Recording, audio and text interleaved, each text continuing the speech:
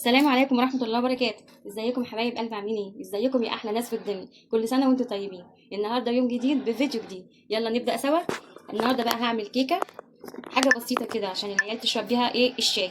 هعمل كيكة العادية بتاعة الشاي. اول حاجة تكون من 3 كوبايات دقيق، كوباية ونص سكر، و3 بيضات، وباكو فانيليا، وبيكنج باودر، وكوباية ونص سكر حطيتهم في المضرب. وهنا هعمل هنخل 3 كوبايات دقيق، ادي واحدة،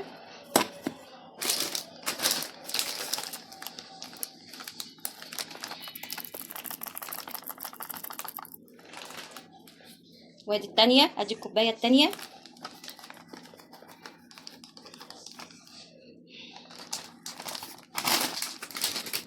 وادي الكوباية التالتة. كده هنخل الدقيق، هما 3 كوبايات، هنخلهم كويس قوي عشان اطلع الهواء منهم. انا بحب انخلهم مرتين، بس هنخلهم النهارده مرتين كفايه.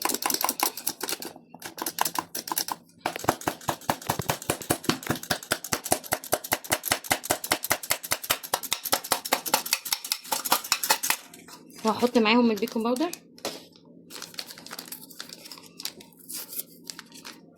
هحط الكيس كله،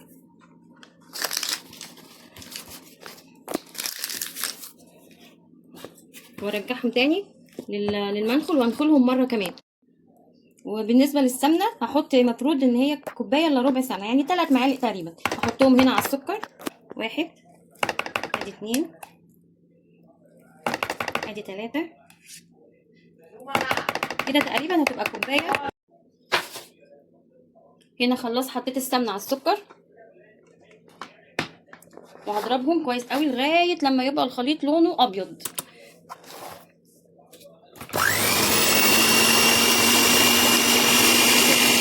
دلوقتي مع صوت المضرب هيبقى باين، وهخلطهم كويس قوي لمده 3 دقايق، وهخلطهم كويس قوي لمده 3 دقايق، وارجع لكم تاني تشوفوا لونه بقى ايه. ودلوقتي بعد ما رجعت لكم تاني، بص بقى الخليط بقى لونه ايه. كان لونه اصفر، دلوقتي بقى عامل زي الكريمي بالظبط. ايه رايكم؟ صلوا على النبي بقى صلوا على النبي في الكومنتات.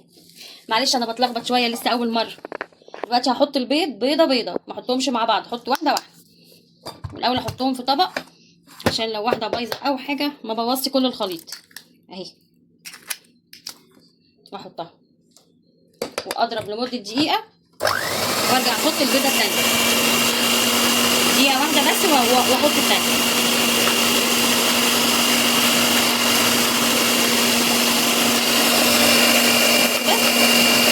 احط البيضه الثانيه، اخر بيضه، اضرب بس الخليط لمده دقيقه واحده، واحط الثالثه، وبعديها الفانيليا. كده احط البيضه الثالثه، احط عليهم باكو فانيليا كبير اهو، ده مش صغير اللي بحط عليه. لو صغير بحط كيسين، لكن ده عشان كبير بحط كيس واحد. طلع النبته راجعه. شجعيني كده بكلمه حلوه، واشتركوا في القناه. يمكن في حاجه تعجبك، يمكن تستفيدي مني في اي حاجه. معلش صوت المضرب عالي شويه، بس عشان يبسط البيت. اكيد مش عارفه البيت، مش عارفه ليه. ثانيه واحده يا جماعه، دي المقص. بص بقى يا حبايبي، بعد ما ضربتها يجي 6-7 دقايق، وخليت الخليط لونه ابيض خالص. لو ما عندكيش مضرب ممكن تعمليها في الخلاط، ما عندكيش خلاط اعمليها على ايدك، كلها بتطلع نفس النتيجه. احط كوبايه لبن اهو، كوبايه كامله لبن، وممكن تبقى تاخد زياده، هشوف دلوقتي عشان ما تبقاش تقيله قوي ومعجنه. هضربها تاني لمده دقيقتين 3، وارجع لكم تاني. فتحت كيس الفانيليا اهو، هحط فيه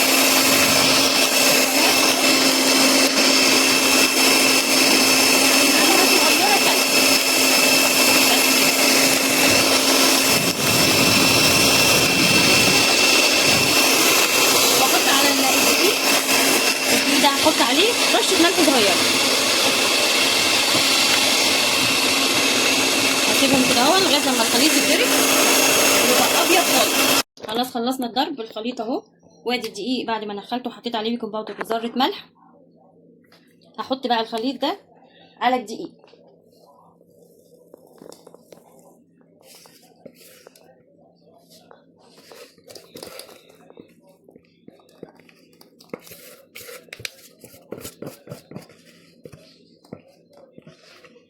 بس هشيل مش مش هسيب فيه ولا فتفوته كده. تمام. هضرب بقى الخليط ده كده في الكيكه واحده واحده، ما اضربش في اتجاه واحد. بصوا ازاي كده وارجع كده وارجع، والطبق بيلف معايا نص ضربه نص دايره. بص كده وارجع عشان ما تعملش معايا، ما تهبطش. معلش يا جماعه معلش. ايه رايكم؟ هتبقى زي الفل ان شاء الله. هضربها كده لمده دقيقتين تاني وارجع لكم تاني. بعد ما خلاص ضربت الخليط اهو الكيكه، جبت صينيه اكبر صينيه، هي مقاس 28 تقريبا. دهنتها بسمنه وعفرتها بشويه دقيق، وبعد كده نفضتها من الدقيق عشان ما تكلكعش، واحط فيها الخليط كله. بسم الله الرحمن الرحيم، بسم الله الرحمن الرحيم، بسم الله الرحمن الرحيم. صلوا على النبي يا جماعه.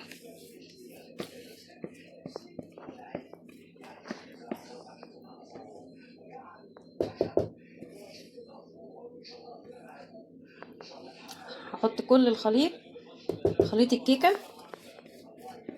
ولو عايزه مكوناتها تاني قولي لي وانا اقول لك.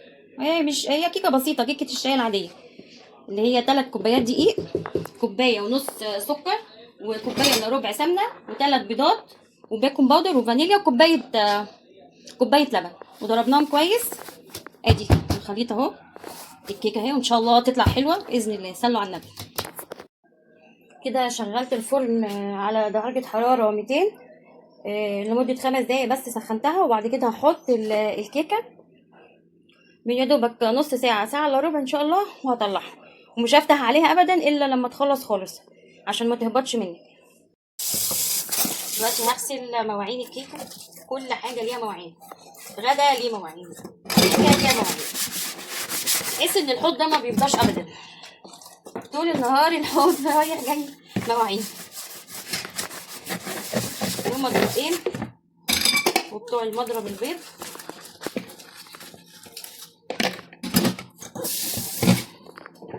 وشكل الصابون خلص باين عليه. هي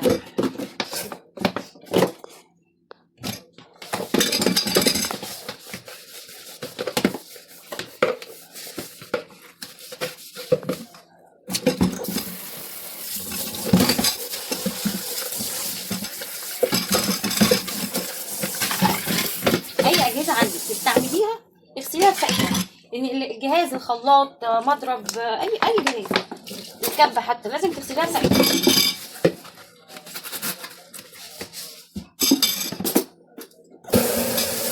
الحمد لله الميه جت، كانت مقطوعه من الصبح ولسه جايه.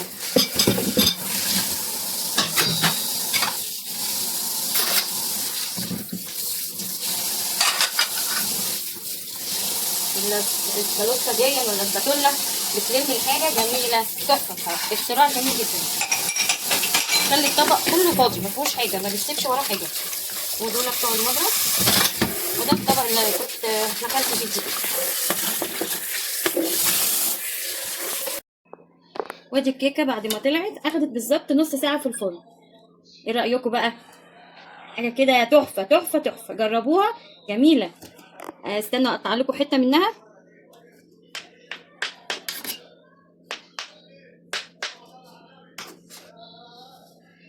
بصوا